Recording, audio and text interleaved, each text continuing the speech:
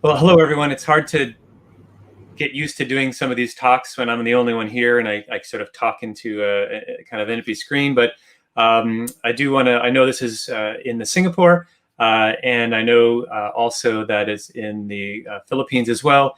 I've actually spent some time in each. A shout out to some of my former teammates in BGC in Manila over at Telmate. Also today I'm going to be talking a little bit about lessons learned in 20 years of engineering leadership. Um, I look back and it's been 20 years. Hopefully, I don't seem that old, but definitely have learned a lot over that time period. And kind of the format of this talk, this is very much going to be a tips and tricks style. I'm going to go broad versus deep.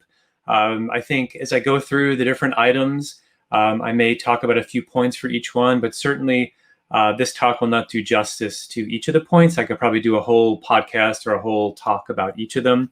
A little background about myself, as Julie said. I'm an engineering leader over at Facebook today. I support a number of teams on Facebook Messenger. I think messaging is super important. It's messaging and communication are some of the things I will definitely talk about here today. Previous to Facebook, which I joined just last year, I was VP of engineering at a company called Auth0, running identity as a service. And ironically, I have been working remote and managing remote teams for a number of years now. So I'm not really going to probably get into remote teams too much, but I'm certainly happy to answer some of those questions later on during the Q&A, because I've certainly been doing it for a lot. And I know everyone is pretty much managing remote teams right now. Let's see. Also, I was asked to remind everyone, there's a Q&A function here. Please ask your questions. I'll be talking maybe 30, 45 minutes, and then I'll be happy to make this a bit interactive and answer as many questions as I can from everyone here. So again, as I did mention, I have, this might look familiar to some people in Singapore. Early on in my career, I actually was doing work for a startup, and I lived in Singapore for about a year. I was only supposed to stay for 2 weeks, but this is another building that might look familiar to some people. I ended up going to Singapore for 2 weeks and staying there for pretty much a year, living out of the Westin Stanford Hotel. So very familiar with that. It's a great place. I hope to get back when COVID is over and I can travel again. Okay. A couple of things, high level of topics. Today, I'm going to go over a couple of things, management and leadership, projects and execution, some things around career growth, some things around self-improvement and self-care, and then we'll get on to the Q&A. You might see me share my screen and stop sharing my screen. I know that I'm just a little dot here. I didn't have a presentation for every single slide that I do, just a couple of bullet points, and I want to make sure that I can do this as interactively as possible. You also might see me stand up and sit down. I'm at a sit-stand desk, so as this might go on for quite a while, you might see me sit up and stand down. So please don't mind me when I do that. Okay. I think at a very high level, one of the things I definitely want to talk about under the management and leadership point has to do mostly around communication. I think communication is pretty much, I would say, one of the #1 skills that I have learned as a leader. I've also learned that communication is not only important in leadership, it's important sort of up and down at every level where you are in your career. Not only is it important in your professional career, but communicating and learning how to communicate well in your personal life is such an important thing. And I think everyone can stand to improve on communication. I think there's a couple of, there's a book out there that I recommend to a lot of people that I coach. It's called Crucial Conversations. That's certainly a book that isn't necessarily related to engineering or leadership, but it is around communication and how to really have and handle some of those hard communications and those hard conversations that you certainly might have. But certainly communicating well is about communicating up, communicating down, and communicating also across to your peers and making sure that that communication is certainly important. One of the things I've learned as an engineering leader especially as an engineering leader that is now distributed. I think it is super, super important to communicate and to repeat yourself. I think one of the mistakes a lot of people make is that they say, well, I did a post, I did it in Slack or chat, or I did it in all hands. I think you have to do all of those, and you have to repeat that message again and again and again. Once people and your team start saying, I already heard you say that, or stop saying that, I think that's probably the time when you've actually said something enough, right? A litmus test that I use to see how my managers are doing. Sometimes when I'm interviewing managers or they're a new manager and they ask, well, how do I measure success?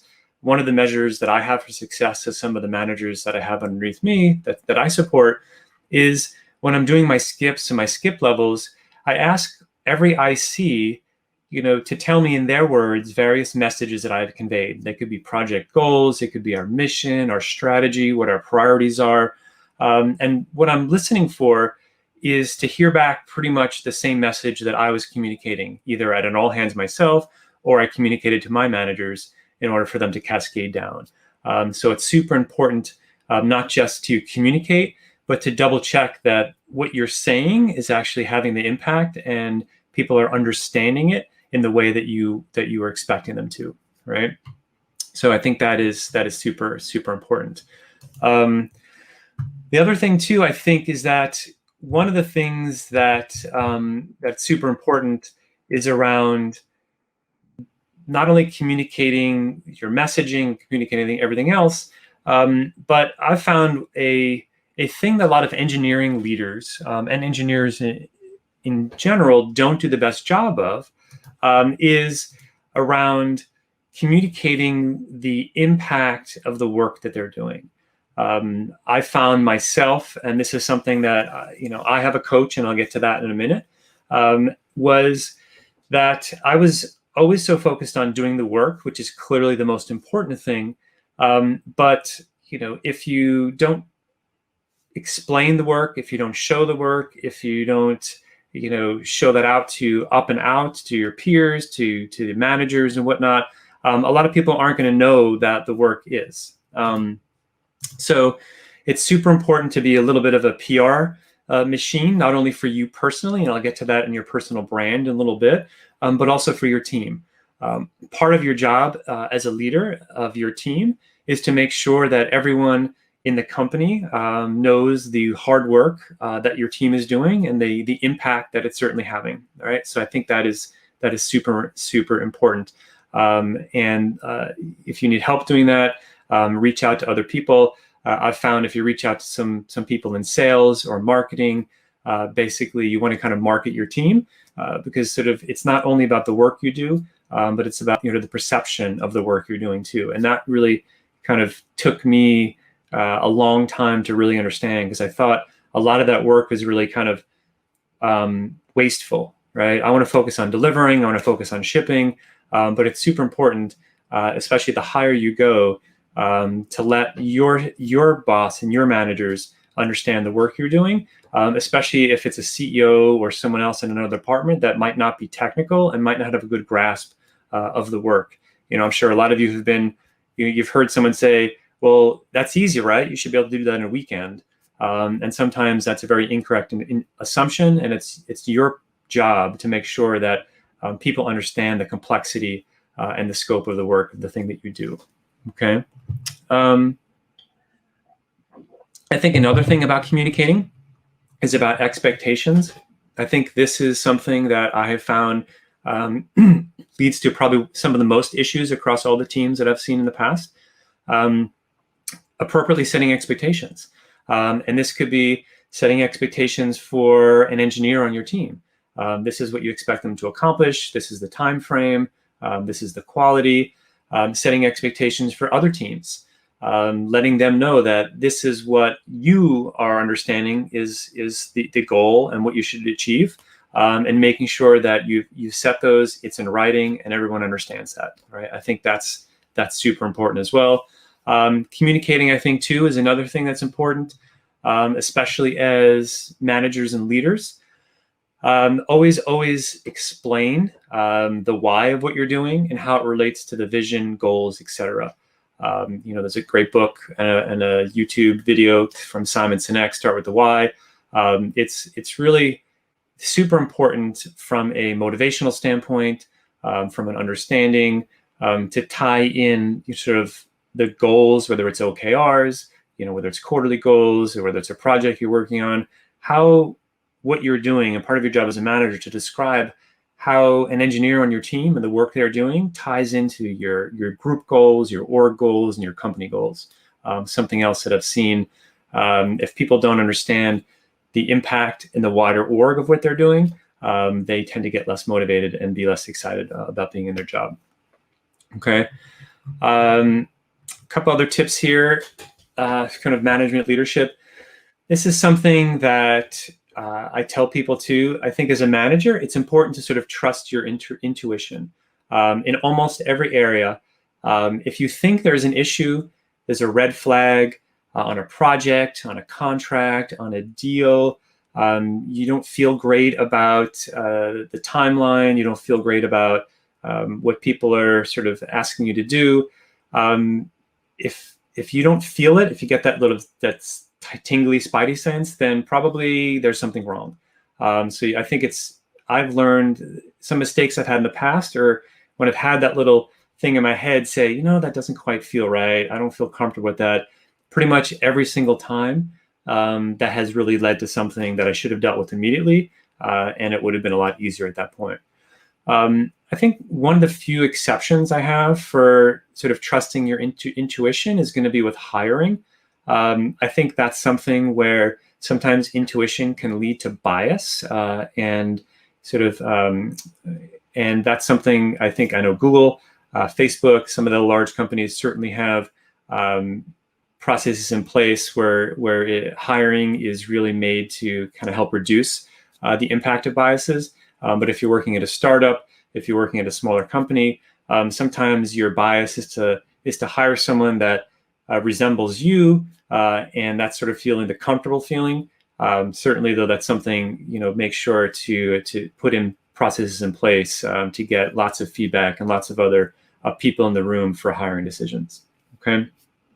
The other thing too, sort of related to this, if you ever feel like you have an employee and it's a piece of feedback, if you're ever deciding on whether or not to give feedback to somebody, whether you should say something or not about maybe an issue, the answer is predominantly always yes. That's another thing that I've found too, because you'll start making excuses. Well, I didn't say it the last time. I'll say it in our one-on-one, or I'll say it at our quarterly. I'll say it at our performance review. It's always best to just say those things sort of right away. Kind of another high-level bullet point here. The thing that I find a lot of new managers struggle with is wanting to be liked. And I think that it's important to be trusted and respected, but it's not always important to be everybody's friend. And that's a challenge specifically for new managers, and specifically for managers who are potentially managing former peers. Kind of everyone has this internal thing they want to be liked. It's not really your job as a manager to be liked. It's not a popularity contest, but you should have a goal of being trusted by your team and being respected by your team. So the one thing that I can't remember who told this to me, but it's a lesson I've learned. I call it the one drink rule. Well, maybe not during COVID, but when we ever get back to kind of going out with your team, if I was ever going out with my team, people under me, I want to be seen as sort of an approachable person. So we'd go out to a restaurant, a cafe, a bar, and I would stay for one drink. And I would buy, as a manager, I would sort of buy the drinks for that team, whether it's soda or something alcohol, pay the tab, and then I'd go home early. One, it gets you out of trouble, potentially of having too much to drink, and being seen with having too much to drink, which is never appropriate. But also it's a time where people and your people that work for you, they go out, they probably want to talk about you, right? You're probably not perfect. They want to say things about you. So go in, kind of be seen as an approachable manager, buy a drink for your team, and then go home. Or go to another bar with your other managers, and then continue drinking and talk about the employees you have, and so you can talk about each other. I think that's certainly something that can help a lot with mitigating any potential issues. Another thing I definitely want to get up to under this chapter or this section is learn how to handle reorgs and organizational growth. It's something I find people only deal with as a necessity and then really mess up their first times. Actually, let me see if I can share this. This is sort of a book I have here. It's called An Elegant Puzzle by Will Larson. Certainly something that he has a lot of blog posts in here. And he has a lot of good chapters. There's a chapter in there on organizational growth and org design. It's something that I highly recommend everyone to look at. And a caveat, when I do recommend books or whatnot too, I do want to say that use it as an input. I don't necessarily mean go and do exactly sort of what this person in this book says. I think that that can get you in trouble too. I mean, we all are familiar with the ICs and the engineers who go off and read a blog post about the latest technology, and Monday morning comes and they're trying to rewrite your code in whatever the latest thing is. Managers can fall into that trap too. But there are a lot of resources out there that you can actually use as input, and a lot more than when I first started managing. There was pretty much almost nothing except for some of the old school books out there. A couple of other things I've certainly learned. Never try to cover anything up with a mistake.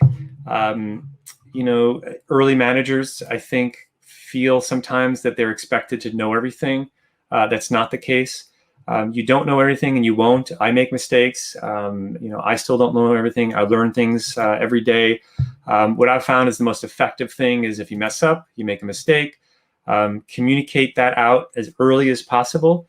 Communicate the mistake you made. Simultaneously potentially come up with a plan for remediating that mistake. I've found that pretty much no matter the mistake you've made, if you're open, honest, and come at it with a plan for fixing it or remediating it or make sure it won't happen again, a lot of people will respect you a lot more than that, than not doing that. And in some cases you get fired. So certainly not that. Give credit when credit is due. Super simple thing, right? Some managers, it's not your job to take credit for work anymore. It's your job to support your team, and it's your job to give them the credit. Credit will come to you just sort of, passively. I think everyone knows that as a leader of your team, you're going to get some credit. So you don't have to go out and explicitly say it's credit. Give credit to who it's due for your team or in other teams, and you'll see that that's kind of karma, and it will come back to you.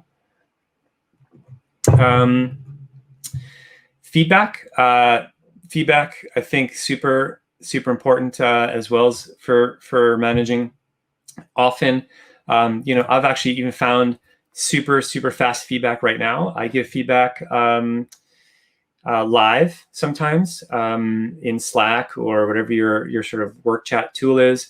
I can give people sometimes real feedback in the middle of a meeting or conversation. I think that might have been a little harsh, or why don't you bring this point up? So I found sometimes this working from home can actually lead to some instant feedback, and people tend to appreciate that as well. This should go without saying, but be present when talking to your employees. If you are remote, sometimes I'm guilty of this, right? It's easy to have a lot of tabs open. You're having a one-on-one. You have something flashing in the corner. You just, you're all looking at me right now. And you can tell if I do this, right? So it's pretty clear to your employees that you're not paying attention to them, and then they're going to lose some of that trust with you and the openness with you. If you're in person, you have a phone, put it down, close your laptop unless you're taking notes. I do also like to take notes by hand too, instead of a laptop. Sometimes it's better than having this sort of screen in front of you when you're on a one-on-one meeting. Okay, and the thing that I'm going to end this particular one section on is this, and you'll find a theme here. If you want to learn how to management leadership, you have to learn how to let it go. You have to learn how to delegate. Okay. So I'm going to move on to the next one, which is sort of projects and execution. And I'm going to go through again with a number of just tips that I have found here as well. So number one, I think realistically, execution is the number one reason you have your job, right? If you don't perform, if you don't deliver, if you don't have impact, then you're not going to like last long at that company. And there's a lot of ancillary things that go into making sure that you're executing, having good impact and everything else. And all that goes into the great manager behaviors, having a great team, being supportive, building a safe space, right? But ultimately you have to have that impact. So that's super, super important. One of the things that I've found from teams too is, again, this theme of starting with the why. There's a great quote from Patrick Kwa. It says, "I've seen too many technical debates fail because they first didn't agree on the problem, agree on the why, and then move on to the what."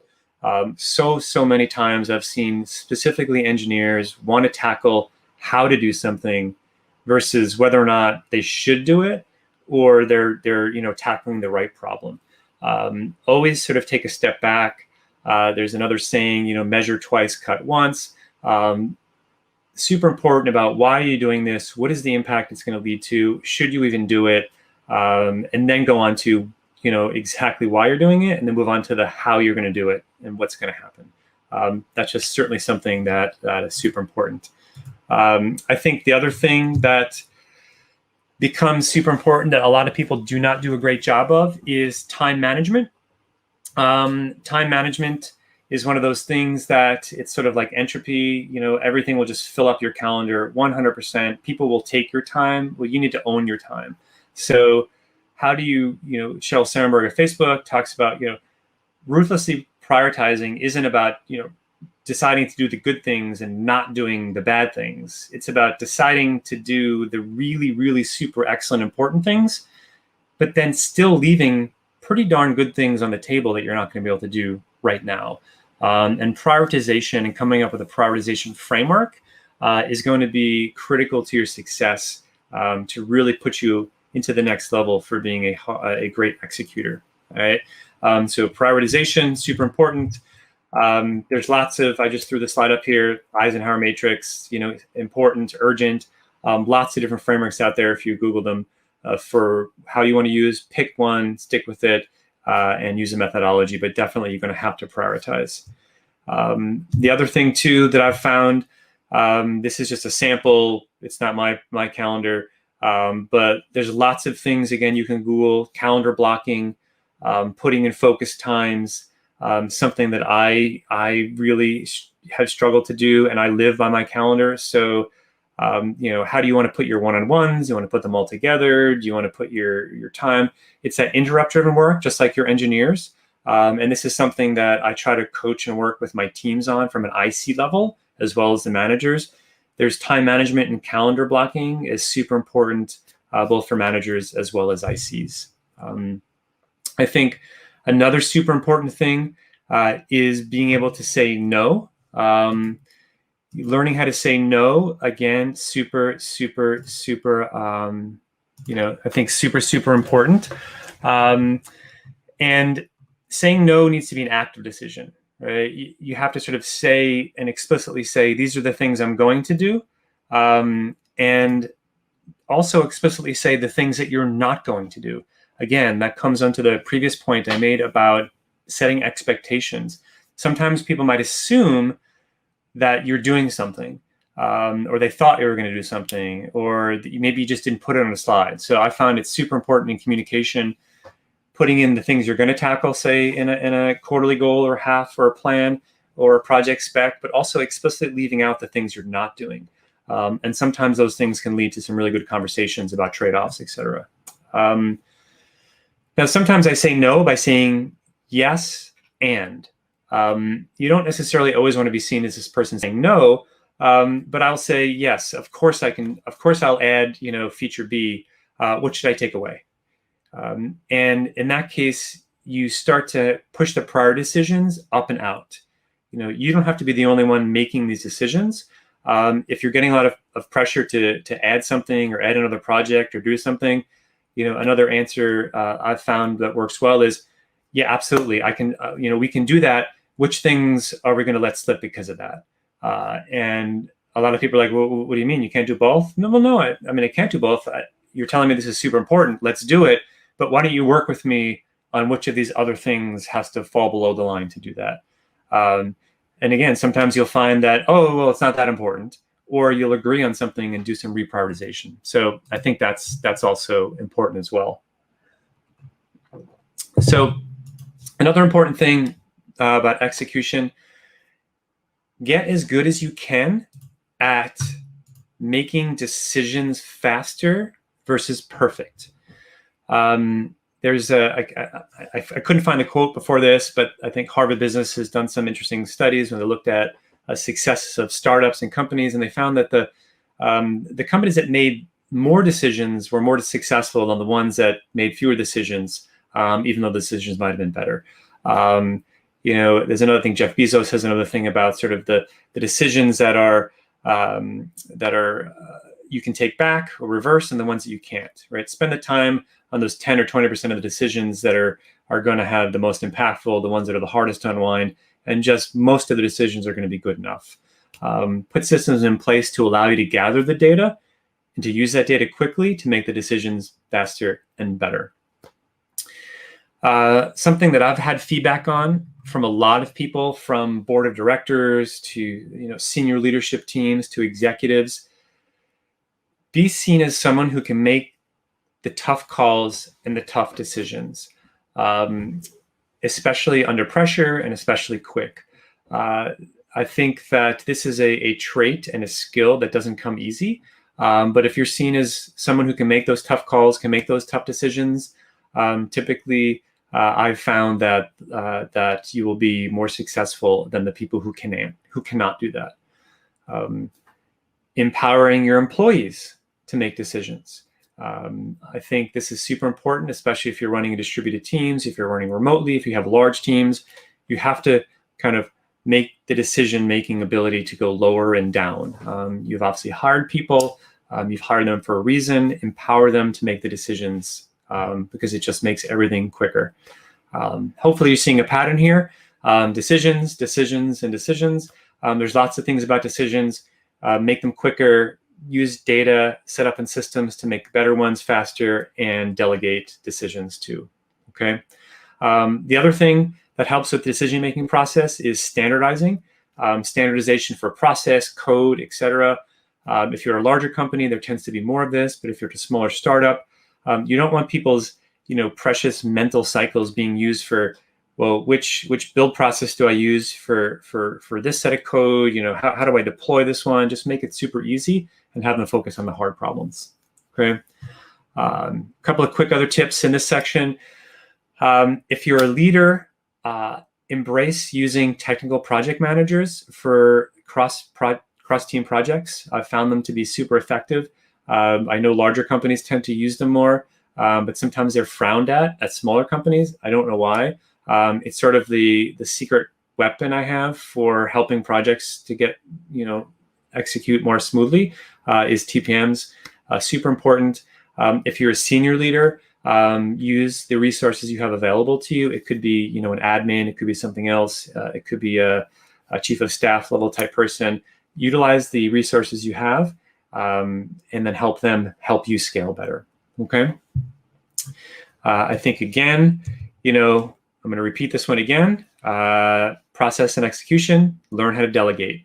The more you can delegate, the more you can do that, the more people are going to grow in their own careers, and the more you can scale and scale yourself. Okay. Let's see. I think the next one here is going to be around career growth. I'm going to, let's see, career growth here. Something I think is important that I fell into this trap too. It's okay to take a step back in your title for a good opportunity at a different company. Early on in my career, I let my ego get in the way of, I was a director here and I only was going to be a manager somewhere else. And, I was like, I don't know, younger than I am today. And I was like, well, I'm a director. I'm not going to take something else. And, my career trajectory has been fine. However, certainly I have learned, and something I do coach for my team and former people in the team and other coaching I do, it's okay to take a step back, especially if you're going to, say, a larger company, or you're going to a company that is growing super rapidly. You're going to kind of get back to the level you want to be. If you're a high performer, if you're conscientious, if you work hard, you have impact, you're going to grow, you're going to get advanced. So it's okay to take a step back. If you really want to grow your career, go to a fast-growing company, or inside of a company, choose a fast-growing team. Nothing helps accelerate your career growth more than being on a fast-growth team. By nature, they're hiring more people. They have to promote people sometimes before they're ready. But it's certainly that rocket ship ride. If you want to grow your career fast, that's certainly one way to do it. I'm not saying it's the best way, but it's certainly one way to do it. As an engineering leader, you can think, I'm not going to go too deep into this. Are you going to go on the CTO path? You're going to go on like the VP of engineering path. Those are very, very differently depending upon the kind of company. Typically, though, the VP Eng is more about project execution and leadership and leading. CTO a little bit more about technical direction, and innovation, etc. A couple of things. Job searching. If you're looking for jobs, always try to get an introduction. I think that's certainly, even myself, most of the jobs I think I've ever gotten, I can count on my maybe a few digits, like how many I got by actually just firing off a resume. So even a second degree connection on LinkedIn, or a friend of a friend, ask them to sort of get an introduction to the hiring manager or submit your resume. It goes from, sort of like a 1% success rate to like a greater than 90% success rate by actually knowing somebody and trying to get them in front of the hiring manager, the hiring committee, the recruiter, whoever it might be. And the thing that I've found is a lot of engineering managers don't necessarily know how to prepare for interviews. I think a lot of us are ICs, and we've had a lot of experience with interviewing at other companies, coding exercises, system designs. I think things like that we have a much better understanding of. But I find that most engineering leaders kind of flounder a bit, and they don't really know how to go for the interview process at jobs. Some of the larger companies, I think Google, Facebook, they try to guide you along the way with what some of the expectations are. But still, I still think it requires a lot of preparation that a lot of engineering managers don't do. They'll overcompensate on, say, system design or even some coding preparation if your company still does that. And they fall flat a little bit around, like the management types of questions. So I think if you get some interview prep for what's important, really do your homework. It's super important. One of the methodologies I sort of follow for the the non-technical sides of my interviews typically is, here's my philosophy on something, whether it's hiring, whether it's on poor performers, whoever it might be. I sort of give an overview of what I believe my philosophy is. And then I really drill down into the one or two very specific examples that I've had in my career that support my philosophy. And it's super important, when I was looking at one of my past jobs, look back, I think I wrote like 35 pages of potential questions and answers. I'm a bit thorough. That's just what I am. When I prepare for my podcast, I usually have like 150 questions and I ask like 10. But I'm always more about being a little bit more over prepared. I think the other thing, super important, you mentioned Google Rework, at the very beginning. This is actually something that I know Facebook has its own, but before here, I would use something very similar. I always solicit feedback from my employees in explicit ways, sort of like this. And I also do it in other ways too. Every single one-on-one, I try to end with, what can I do better? How can I help you? How can I support you? How can I improve? And I try to do that, informally, ad hoc with other questions too. Maybe I'm working with someone in sales or with marketing or product. Hey, we've been working together for a little while. Is there anything I can do to improve this relationship or this execution? So certainly something that I think is super, super important. Always ask for feedback. There's a great book, Thanks for the Feedback. It's another one that's more specific around how to receive feedback, and how to receive it, how to process it, what you can do with it. I think there's a lot of books on how to give feedback, but not always a lot of information about how to receive feedback properly. Okay. Again, from a career standpoint, one of the things that I do, and I started doing, I was reporting to a lot of CEOs a lot of time. They don't have a lot of time for you. Unsolicited, I tend to write a weekly update for my boss. I write, the top things I did this week, things that were impactful, any things that they should know, heads up on, warnings that they might get an escalation, something that they can talk to their manager about, and anything specific that might be coming up for next week that they should be aware about. And then I have this explicit section there where I say the things I need, asks, for them to do. I don't often fill that last one in, but occasionally I let it be clear, I need this from you, I need an escalation, I need an approval, whatever it may be. And this sort of document I have, it's a working doc that I do, I think really helps your managers to have a good understanding that you're on top of things, you know what you're doing, and that you're being transparent. It's also very helpful for the end of the half or the year when you do performance reviews. You just sort of cycle back through there, pick out all the highlights of the work you've done, and it makes this process super, super easy. Okay. I think the last thing for this as well, I mentioned this before, from a career standpoint, I found a lot of people do not do great self-advocacy. And you really have to make sure that people know about the work you do. And I found that this is even more important for members of underrepresented groups who feel maybe less empowered to do this. But this is something I do coach people to do. Now, it's one thing, we all have the engineer that does this to the other extreme where they're shouting from the rooftops how awesome they are. And we don't want a big ego. But there is a fine line of, making sure that people know the impact that you have in the work you do. Okay. I think the other thing that people have a hard time with, this is a great article, Molly Graham, Give Away Your Legos. If anyone wants to Google this, it's on First Round Review, which is a great periodical online that I recommend people to look at. People have a hard time letting go. Oh, if I let go of this person, if I let go of this project, if I let go of this team, it's going to look bad. I'm not going to, have as much impact. I think 99% of the entire experience I have with giving something up, I've ultimately gotten more.